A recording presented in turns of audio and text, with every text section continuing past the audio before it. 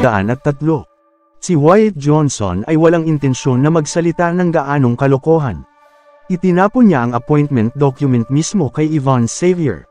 Mula ngayon, anuman ang sasabihin ko, mangyayari sa kumpanyang ito. Sana ito ang huling beses na masasample siya. Kung sumuwi pa siya, hindi lang sampal ang aabutin niya sa susunod. Kinuha ni Yvonne ang dokumento ng hindi namamalayan. Matapos niyang basahin ang nilalaman ng dokumento, bigla siyang natigilan. Ito ay isang dokumento na pirmado ng mga York, at ang nilalaman nito ay binibalangkas ang appointment ni Wyatt bilang CEO ng York Enterprise. Paano ito naging posible? Hindi ba si Mr. York ang umupo sa pwesto mga ilang araw na ang nakakalipas?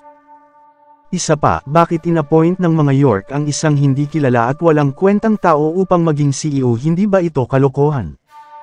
Saan mo nakuha ang dokumentong ito? Alam mo dapat ang parusa sa pamemeki ng dokumento, tama ba? Sinabi ni Yvonne Xavier na may malalim na boses. Pamemeki. Kailangan ko bang mameke ng isang dokumento? Ikaw ang secretary ng CEO. Hindi mo masabi kung authentic ang dokumentong ito. O sa palagay mo ba ang isang taong katulad ko ay walang karapatang maging iyong CEO? Unfortunately, pareho tayong walang karapatang magdesisyon sa isang bagay na katulad nito. Mahalaga lang ang sinabi ng mga nakatataas. Sabi ni Wyatt na may mahinang ngiti. Ang sinabi niya ay ang huling barahan niya kay Yvonne. Bahagyang nanginig ang kaakit-akit nitong katawan, at napuno siya ng pagtataka. Nakakagulat, ngunit si Wyatt talaga ang in-appoint ng mga York. Kung gayon, ano na ang dapat gawin ni Mr. York? Dalhin mo ako sa opisina ko kung gayon. Inunat ni Wyatt ang kanyang kamay at itinaas ang perpektong baba ni Yvonne. Sabi niya sa ngumiti ng mahina. Natigilan si Yvonne, kaya't umatras siya ng ilang hakbang. Nais niyang ilabas ang kanyang galit, ngunit pinili niyang manatiling kalmado.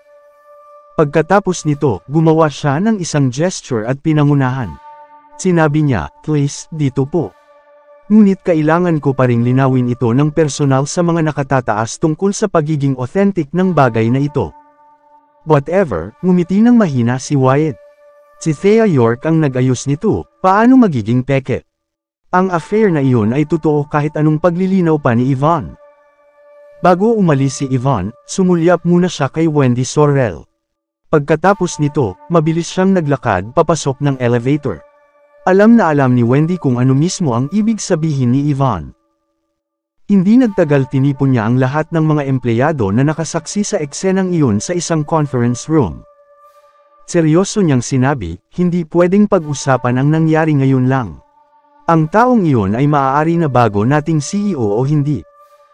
Ngunit bago magkaroon ng pinal na desisyon, walang babanggit ng anumang kalokohan.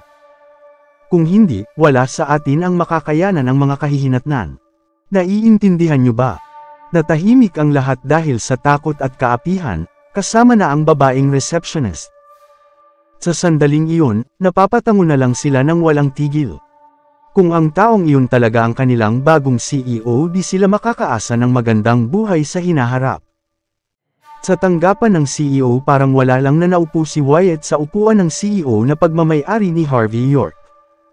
Pagkatapos ay ipinatong niya ang magkabilang paa niya sa working desk ng casual. Tiningnan niya ng pataas at pababa si Yvonne, mahinang ngumiti at sinabi, nasaan ang lugar kung saan tayo nagpapahinga? Tayo. Saglit na natigilan si Yvonne. Hindi niya naiintindihan ang nilalaman ng mga salita ni Wyatt. Ngumiti ng mahina si Wyatt. Maraming salamat po mga idol sa patuloy na pagsubaybay sa ECTV Stories. Kabanata 304. Naging maasim ang timpla ni Yvonne Xavier. Hindi siya casual na babae. Maski si Harvey York hindi kailanman sasabihin ang ganoong bagay. Gayunpaman, ang mga salitang iyon na galing sa isang tulad ni Wyatt Johnson ay ikinagalit ni Yvonne. Halos nagtitimpi siya sa kanyang galit habang sinasabi niya, tinawagan ko na ang pamilyang York upang i-verify ang iyong pagkakakilanlan, kung ikaw ang bagong CEO o hindi. Gayunpaman, ang mga titulong CEO at Secretary ay mga dapat iginagalang at nirerespeto dito, kaya't please matuto kang rumspeto. Respeto. Ngumisi si Wyatt. Minsan, ang pagrende ng tao ay isang kapana-panabik na proseso, si Ivan ay magagalitin kaya't interesante na siya ay rendahan. Biglang tumayo si Wyatt mula sa kanyang upuan at marahas na isinara ang pintuan ng opisina. Tumalon si Ivan, kumabog ang puso niya. Ano sa palagay mo ang ginagawa mo, Wyatt Johnson? Ano sa palagay mo ang ginagawa ko? Ngumiti ng maalay si Wyatt kay Ivan at nagpatuloy, hindi ba kasasabi ko lang sa iyo? Malaya ako ngayon, at hindi ba normal ito? Nagulat si Ivan, hindi niya inakala na ganito kawalang hiya si Wyatt.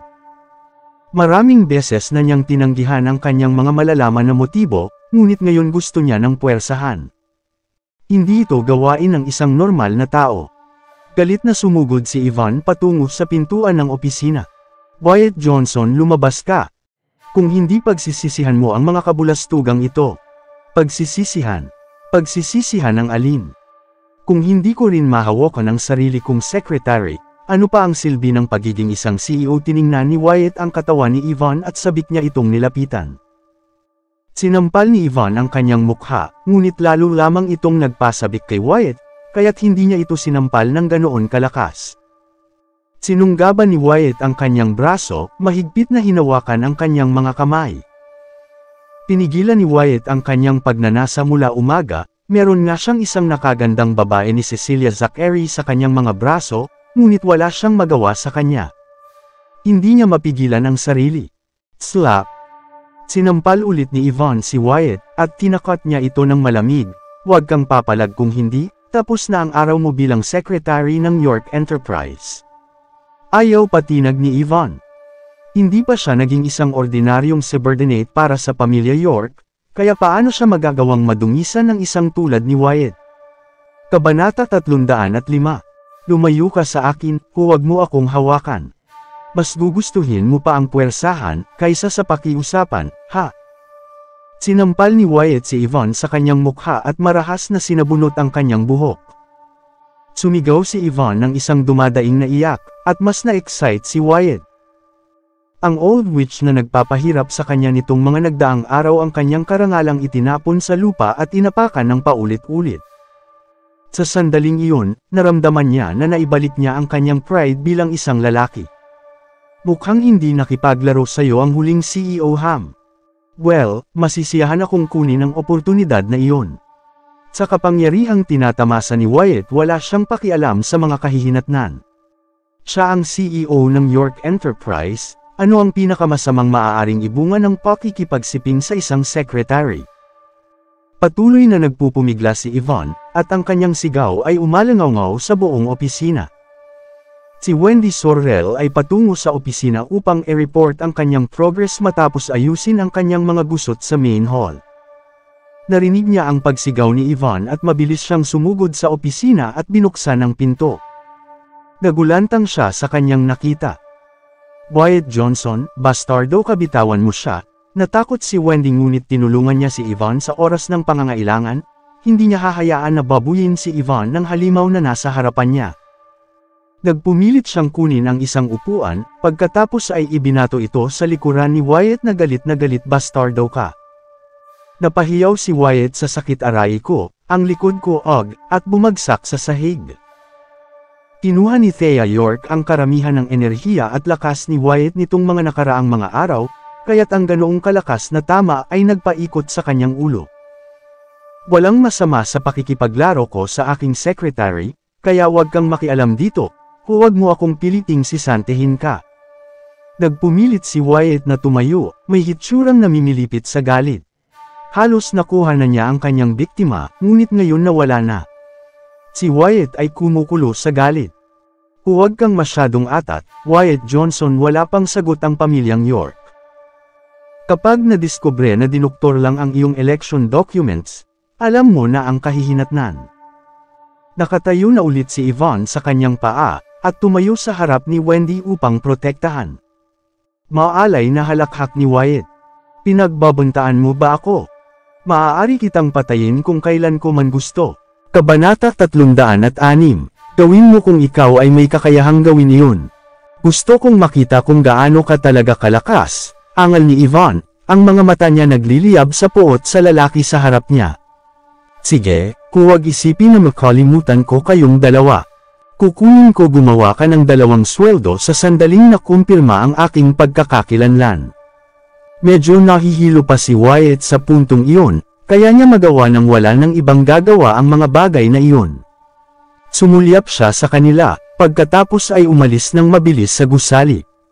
Sa tanggapan ng CEO, nakatitig sina Wendy at Yvonne, bawat isa ay blanko, hindi nila kailanman naisip iyon na maaaring mangyari ang isang bagay na tulad nito. Miss Xavier, anong nangyari? Nasaan si Mr. York?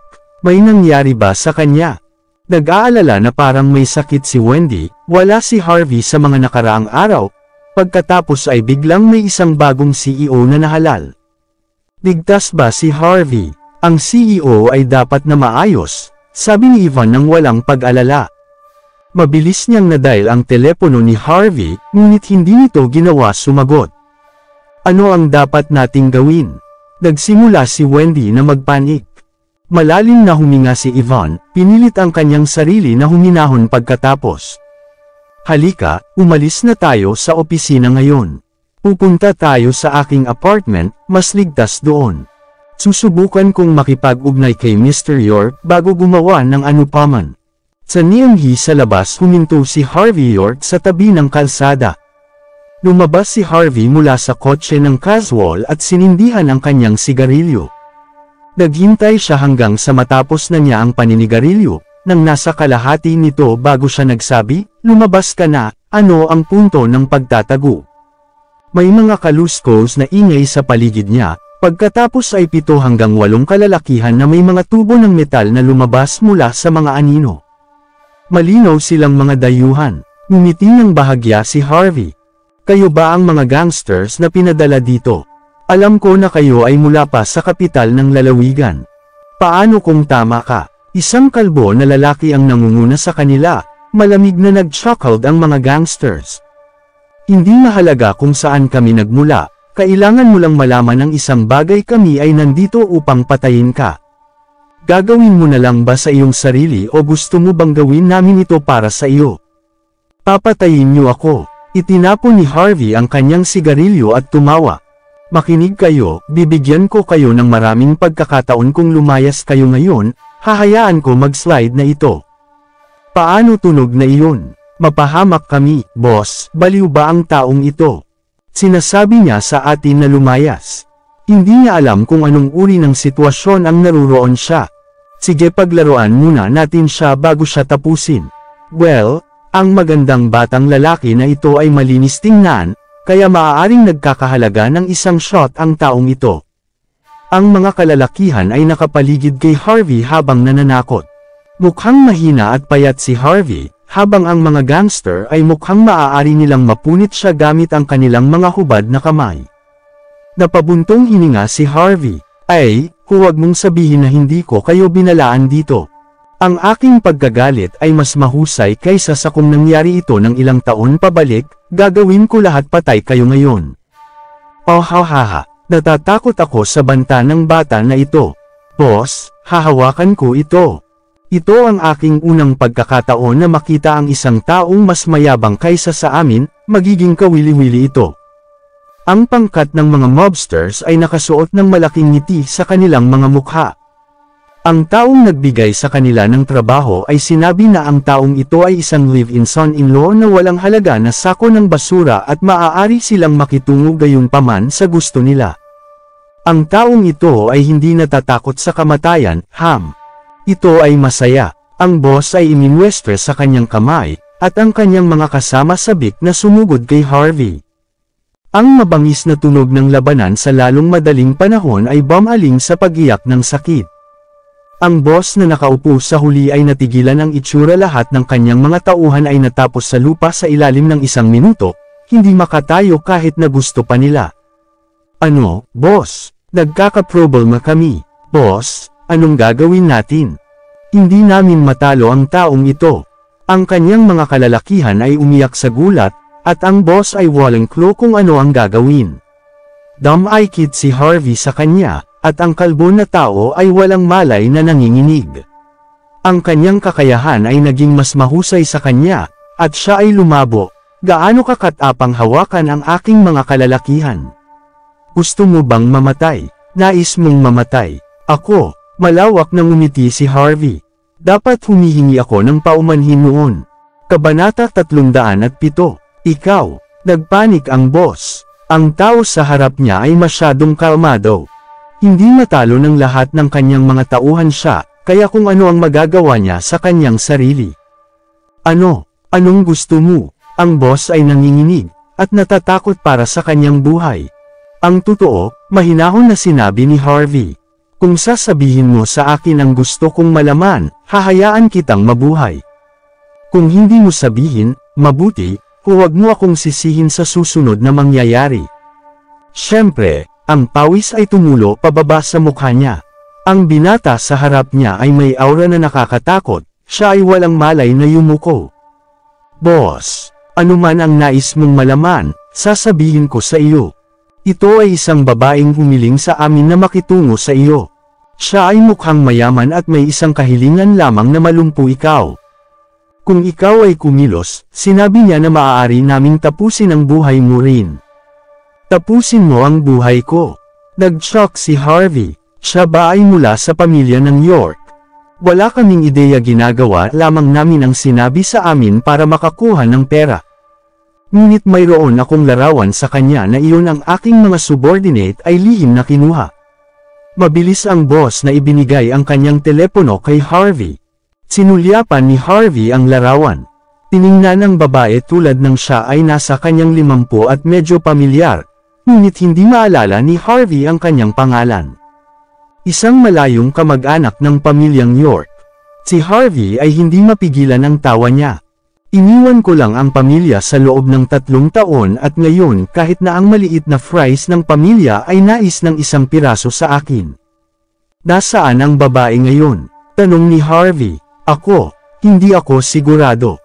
Ngunit kasama niya ang isang magandang lalaki, nag-usap siya tungkol sa pagbibigay sa kanya ng ilang uri ng negosyo mula sa Niemhi. Sinubukan ng boss na maalala hanggat maaari niyang matandaan, sinasabi kay Harvey ang lahat ng alam niya. Malinaw siya na natatakot. Pupunta ba siya para sa York Enterprise? Si Harvey ay sumimangot, hindi siya napunta sa kumpanya sa mga nakaraang ilang araw, may nangyari doon. Gusto niyang tawagan si Yvonne at tanungin siya tungkol sa kumpanya, ngunit napagtanto niya na nasa labas siya ng lungsod, walang pagtanggap doon.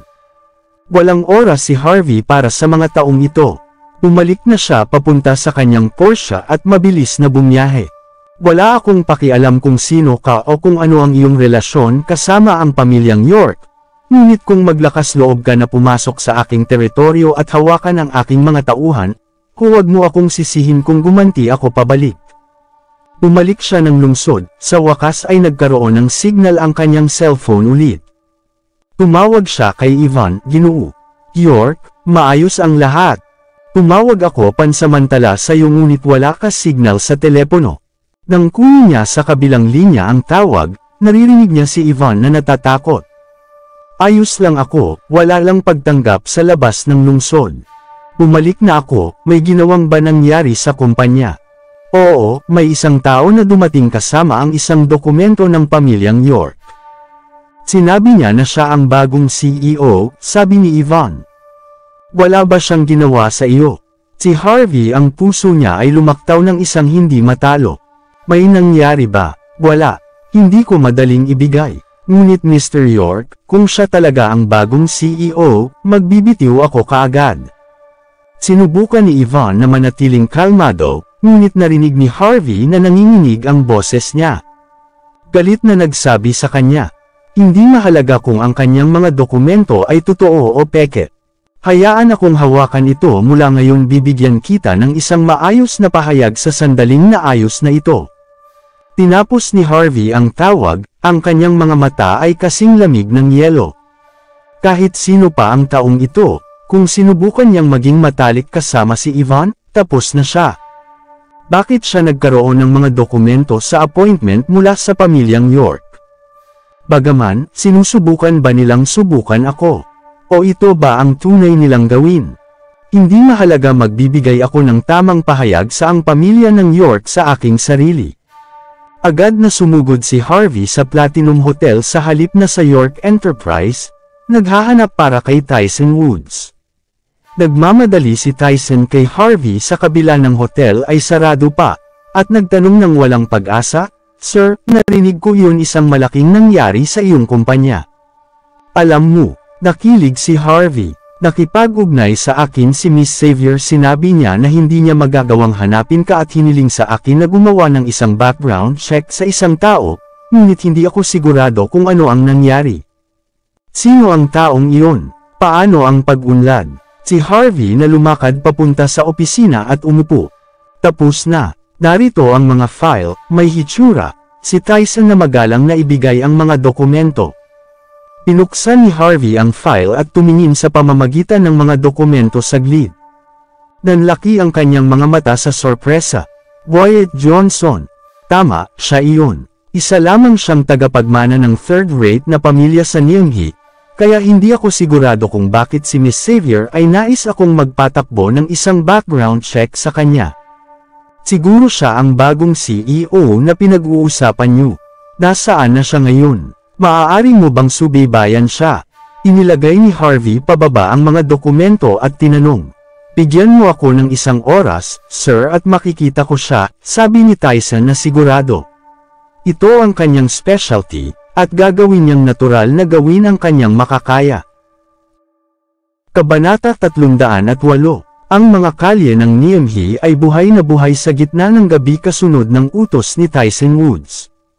Daan-daang mga kalalakihan na ginagalugad ang mga kalye, dumaan sa napakalaking mga hotel, clubhouse, at mga lugar ng libangan. Hindi mahalaga kung saan nagtatago si Wyatt Johnson, sila hahanapin siya. Sa sandaling iyon, si Wyatt ay nasa apartment ni Cecilia Zachary. Ang bruha na iyon ay hindi siya itinapon sa paligid ngayon, kaya't excited siyang nagpunta upang bumili ng ilang mga asol na tabletas, handa na ilabas ang kanyang pagkabigo kay Cecilia. Gayunpaman, si Cecilia ay hindi nagmamadali kahit papano, siya ay naghanda ng isang magandang hapunan na may kandila ang ilaw, at silang dalawa ay nasisiyahan sa kanilang pagkain at pagiging malandi sa bawat isa. Si Wyatt ay medyo walang tiyaga, ngunit sa kanyang mga mata, si Cecilia ay tulad ng isang daga na nahuli sa kanyang bitag. "O Cecilia, paano ako naging komportable sa paligid mo?" Si Wyatt ay nakasandal sa sopa, at ang kanyang mga mata ay kalahating sarado sa kaligayahan habang binigyan siya ni Cecilia ng masahe sa ulo. Ang pagkakaroon ng diyosa na ito ng isang babae, ay nagbibigay sa kanya ng isang masahe tulad ng isang mapagpakumbabang, lingkod ay tunay na makalangit. Medyo nalilito si Cecilia, ngunit binigyan pa rin siya ng isang ngiti. "Dahil komportable ka, kumusta, dapat gagantimpalaan mo ako?" Ngumiti si Wyatt sa kanya. "Huwag kang mag-alala, kung kaya mo pasayahin mo ako, gagamutan kita ng maayos. Sumama ka sa aking kumpanya bukas. Mula ngayon, ikaw na ang aking sekretarya sa York Enterprise. Ay, magsisilbi lamang ako na may libo-libo sa ilalim mo, sapat upang masiyahan ikaw." Nanginginig ang kanyang katawan sa tuwa. Nakilala niya ang CEO ng kalihim ng York Enterprise na si Yvonne Xavier, kaya alam niya ang awtoridad ng posisyon na iyon. Ang maisip lamang ang lahat ng kapangyarihan at kaluwalhatian na iyon nasa isip niya. "Hindi ko alam na may kakayahan siya rito, ngunit kahit siya hindi ang aking uri, ang pagsunod sa kanya sa paligid ay maaaring maging mabuti para sa akin." Ang mga mag-aaral ni Cecilia ay maiinggit sa kanya kung magkataon, at kinagat niya ang labi niya habang hinahalikan si Wyatt sa pisngi. "CEO, sigurado ako kusang loob." Boom! Bago pa man maging mas intimate ang dalawa, ang pintuan ng apartment ay sinipa at nagbukas. Nagulat si Wyatt at halos tumalon si Cecilia sa sopa sa pagkabigla. Di nagtagal, maraming mga kalalakihan na malinaw na nanirahan sa mga kalye ang dumating sa apartment at napapaligiran nila si Wyatt at Cecilia. Walang malay si Wyatt, ngunit pinilit ang kanyang sarili upang huminahon pagkatapos na alala ang kanyang posisyon. "Ano ang lahat para sa iyo? Pera." Kabanata 309. Ang karamihan ng tao ay tumabi upang hayaan si Tyson Woods, at siya tiningnan na nananakot.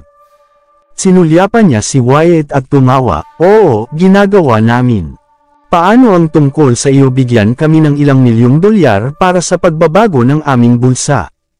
Nagbibiro ako at naisip mo na seryoso ako. Manggahas ka na lumapit sa akin para sa pera. Sino ka sa tingin mo?" Ako ay, pinaliit ni Wyatt ang kanyang mga mata sa kanila. Ito ay mas madaling makipag-ayos kung ang lahat ng gusto nila ay pera.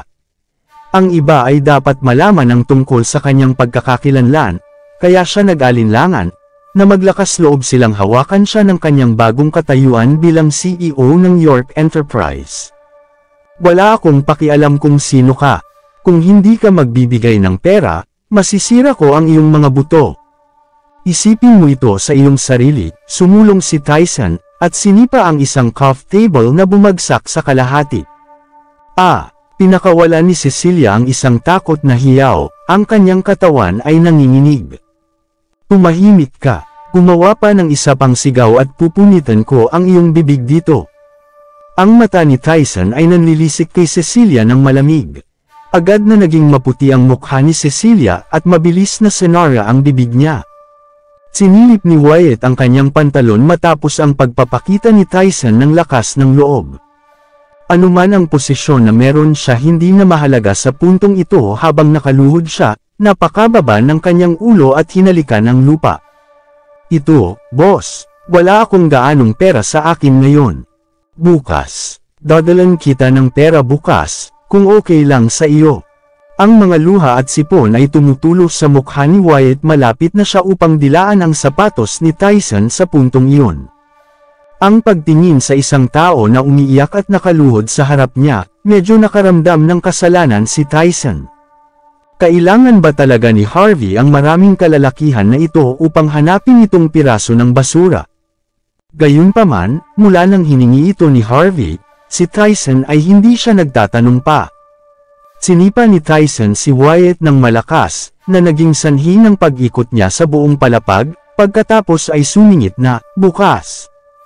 Sa tingin ko may oras akong maghintay sa iyo hanggang sa bukas." "Boss, pakiusap, hanggang bukas. Kailangan kong maghintay para sa oras ng opisina para sa pagkuha ng pera mula sa bangko, tama?" Sabi ni Wyatt na humihikbi. Sinusubukan niyang kumbansihin si Tyson. "Mangyaring huwag mag-alala, ako ang CEO ng York Enterprise.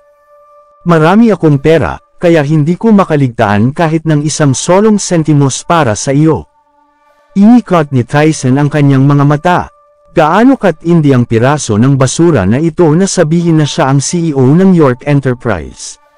Siya ba ay nangangarap, ang CEO ng York Enterprise, kung ano ang isang magandang posisyon? Ang pamilyar na tinig ay narinig ng mga tainga ni Wyatt. Hindi makapaniwala si Wyatt sa kanyang mga mata nang tumingala siya. Harvey York. Ang walang halaga na live-in son-in-law na si Harvey York. Namangha rin si Cecilia. Paano siya naririto? Kabanata 310. Harvey York. Bakit ang isang walang halaga na basura tulad mo ay nandito? Nagsalita si Wyatt Johnson. Naputol si Harvey ni Tyson bago pa man niya magawang buksan ang bibig niya. Si Sir York ang aking boss. Walang kang respeto sa kanya, sisiguraduhin kong hindi ka na muling makalakad. Nagyelo si Wyatt. Ang walang kabuluhang basura ay isang boss. Paano ito posible? Ito ba ang ilang uri ng sakit, o biro? Ang mga taong ito ay inupahan ni Harvey upang kumilos at takutin kami. Galit na tumindig si Wyatt sa kanyang mga paa at itinuro si Harvey. Anong uri ng live-in son-in-law na ito? Gaano kakatapang at nakakakuha ka ng mga tao upang takutin kami? Alam mo ba kung sino ako? Ako ang CEO ng York Enterprise. Ang pamilyang Zimmer ay mawawasak dahil sa iyo bukas. Ikaw bayaran mo ito. Tumayo din si Cecilia at sumulyap kay Harvey.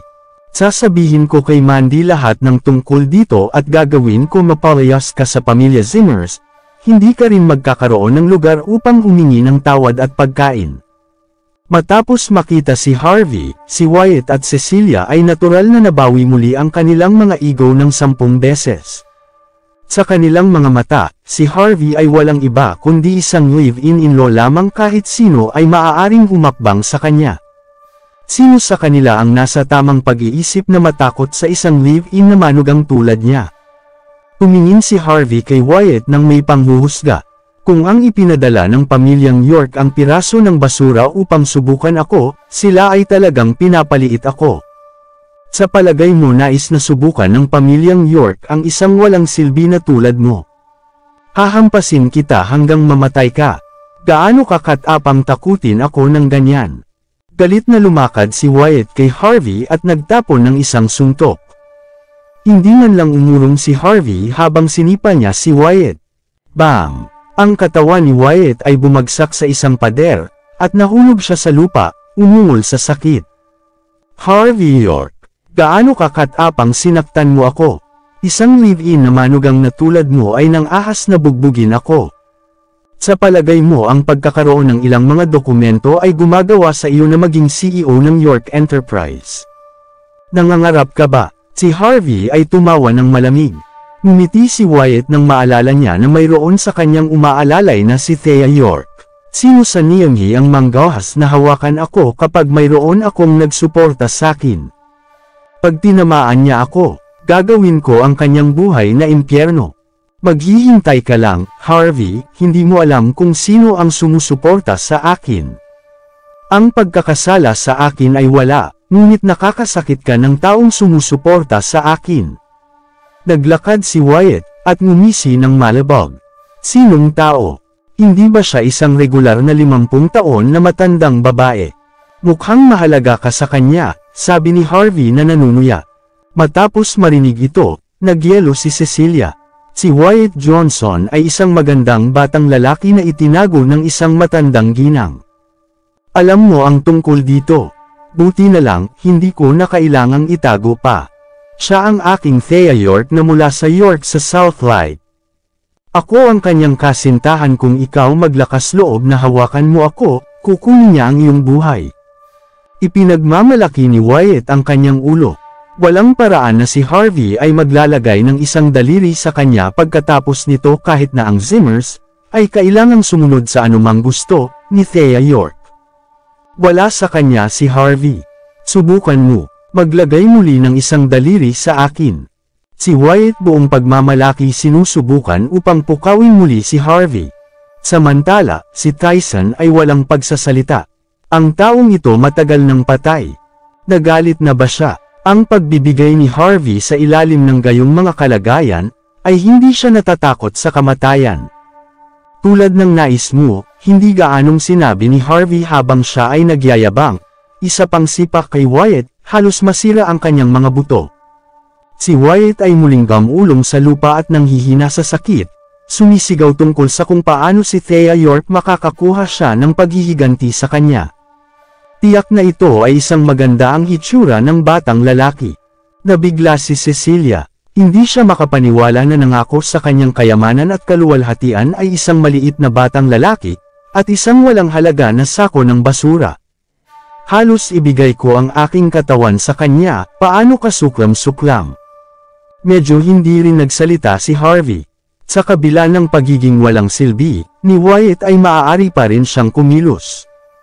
Si Yvonne at ang iba pa ay dapat na nabigla nang tinatakot sila ni Wyatt sa kanyang mga koneksyon.